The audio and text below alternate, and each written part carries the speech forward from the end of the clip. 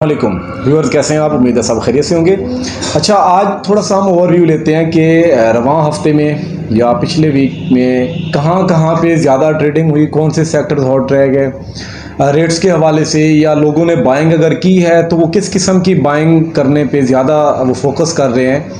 और क्या आपको प्लॉट लेना चाहिए या नहीं लेना चाहिए, थोड़ा सा वेट करना चाहिए। इस चीज़ों के हवाले से थोड़ा सा आज वो देखते हैं। अगर हम देखते हैं लास्ट एक वीक या ये जो करंट चल रहा है हमारा वीक, इस वीक के अंदर जो ट्रांजैक्शन देखने को मिली हैं वो हमें 5 मरला के हिसाब से पहले मैं शुरू करूंगा कि सेक्टर टी के अंदर ज़्यादा लोगों ने परचेजिंग की है। जो परचेजिंग का जो एक टारगेटेड एरिया रहा है वो सेक्टर टी के जो दरमियान में 80 फीट का रोड है उससे नीचे ही लोगों ने बाइंग की है। कुछ लिमिटेड से प्लॉट हैं जो सेक्टर पी में भी लोगों ने ट्रेड किए हैं, लोगों ने वहाँ पे भी बाइंग की है। अगर हम 8 मरला की बात करें तो 8 मरला सेक्टर में लोगों ने बाइंग ज़रूर की है, लेकिन उसमें अगर हम देखते हैं तो वो पुलिस लाइन का जो एक एरिया है उस पुलिस लाइन के एरिया से थोड़ा हट कर लोगों ने बाइंग की कोशिश की है। लेकिन जो तरजीह दी गई है 8 मरला में और 5 मरला में वो आर्मी अलॉटी प्लॉट्स को दी गई है कि वहाँ पे उनका जो एक अमाउंट है वो एक लिमिटेड सी अमाउंट, कम डेवलपमेंट चार्जेस के साथ जो अमाउंट है वो उनकी बाउंड होती है, और इन फ्यूचर जो उनके वो प्लॉट्स हैं वो आगे compete कर सकते हैं। तो इसलिए 5 मरला और 8 मरला में यहाँ पे इस तरीके से बाइंग हुई है। अगर हम 10 मरला की बात करते हैं तो सेक्टर यू हमेशा सेक्टर बी1 से अच्छे रेट पे ट्रेड होता है, लेकिन अगर हम देखते हैं तो तारीख में पहली दफ़ा कुछ यूँ हुआ है कि सेक्टर यू और सेक्टर बी1 के जो प्लॉट्स हैं तकरीबन सेम रेट पे, अगर हम कहें कि दोनों का रेट बराबर ही रह गया है तो वो गलत नहीं होगा कहना, दोनों के बराबर रेट हैं। या अगर मैं ये कहूँ कि बी1 के जो प्लॉट्स हैं वो अगर यू1 से महंगे बिक रहे हैं, अगर हम उसमें देखते हैं तो 50,000 लाख का डिफरेंस ज़रूर है, लेकिन ये डिफरेंस थोड़ा सा उलट हो गया है। पहले यू सेक्टर ऊपर रहा है, लेकिन मेरे इस कैरियर में पहली दफ़ा मैंने देखा है कि सेक्टर बी1 के जो प्लॉट्स हैं, स्पेशली बी1-3 और बी1-4 के एरिया, यहाँ के जो प्लॉट्स हैं वो सेक्टर यू की निस्बत थोड़ा सा अच्छे रेट पे वो ट्रेड हो रहे हैं। गो के यहाँ पे डेवलपमेंट चार्जेस अगर हम देखते हैं तो 10 इंस्टॉलमेंट जा चुकी हैं, क्योंकि यहाँ पे सिविल प्लॉट्स अवेलेबल हैं। तो 10 लाख और 80,000 डेवलपमेंट चार्जेस हो जाएंगे मार्च 2023 तक, लेकिन लोग यहाँ पे बाइंग कर रहे हैं। सेक्टर यू में अगर हम देखते हैं जो प्लॉट है वो हमें 57 लाख 58 लाख में बासानी मिल रहा है। अगर उसी कैटेगरी का अगर आप प्लॉट, कैटेगरी नहीं मतलब नॉर्मल जो प्लॉट है जो 57-58 में आपको सेक्टर यू में मिल रहा है, उसका कोई कंपैरिजन तो नहीं है बी1 के सेक्टर के साथ, क्योंकि दोनों सेक्टर्स की अपनी अपनी एक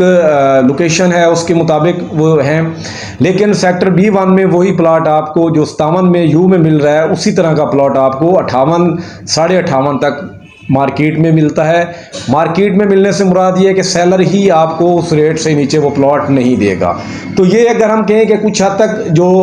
पोजेशन अनाउंस हुई है शायद उसका कोई इम्पैक्ट सेक्टर बी1 पे हमें देखने को मिला है, तो ये गलत नहीं होगा।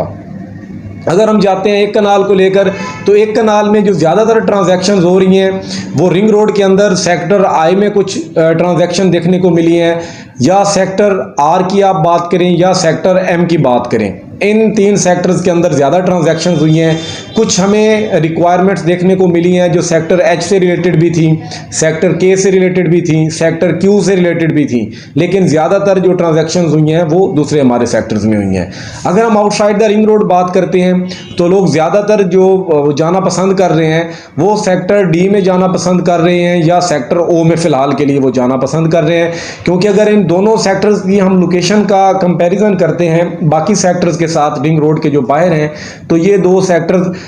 बाकी सेक्टर्स एक्स और वाई की तरह देखें तो मेन बुलेवार्ड पे पड़े हैं, लेकिन इन दो सेक्टर्स को थोड़ा सा एज इसलिए हासिल है जो इनको अच्छा रेट मिल रहा है, क्योंकि ये अगर आप देखते हैं तो एक आपको बोसन रोड से आप दाखिल होते हैं तो वहाँ पे आपको ये पहला सेक्टर मिलेगा दाएं हाथ पे एक कनाल का। अगर आप मुल्तान पब्लिक स्कूल रोड से इन फ्यूचर में दाखिल होंगे बहाउद्दीन ज़करिया गेट से, तो आपको सेक्टर ओ मेन बुलेवार्ड से पहला सेक्टर मिलेगा।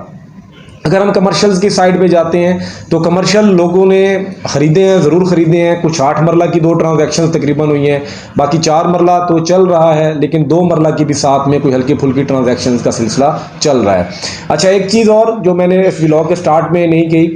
कि कुछ दोस्त जो रजिस्ट्री के प्लॉट्स खरीद रहे होते हैं 0 DC के साथ, जिनके जस्ट 75,000 या 64,160 रुपये ट्रांसफ़र चार्जेस होते हैं, उसमें क्या होता है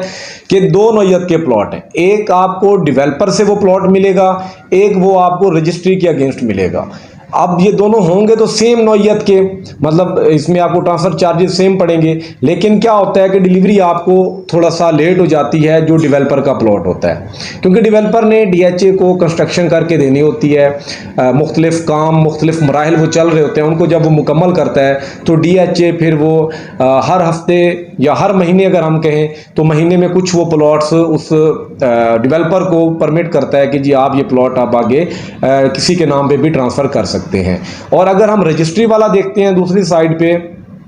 जो लैंड DHA ले रहा होता है, बाय कर रहा होता है, तो जो लैंड प्रोवाइडर वो ज़मीन ख़रीद के दे रहा होता है वो उसको प्लॉट मिलते हैं, जो वो अपनी पेमेंट लगाता है, उस पेमेंट के इवज़